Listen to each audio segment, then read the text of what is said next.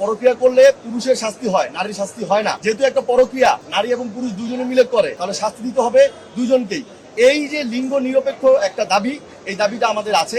পাশাপাশি আপনারা জানেন যে এই যে ঘটনায় আমরা দেখতে পাই পিবিআই রিপোর্ট অনুযায়ী নাসির এবং তামিমা যে ডিভোর্সের কথাটা বলতেছে, সেখানে আসলে জালজালিয়াতির প্রমাণ পাওয়া যায়। তো আমরা চাই যে এই যে অনেক প্রবাসীরা আমাদেরকে ফোন দেয়, আমাদের অর্গানাইজেশনের কাছে নক করে যে তাদের স্ত্রীরা পরিপূর্ণভাবে ডিভোর্স না দিয়ে অন্য পুরুষের সাথে পালিয়ে যাচ্ছে, বিয়ে করছে, যার কারণে তারা ন্যায় বিচার পাচ্ছে না। এখন প্রবাসীর মামলা করতে পারে না, তারা এই বিষয়গুলো বোঝে না।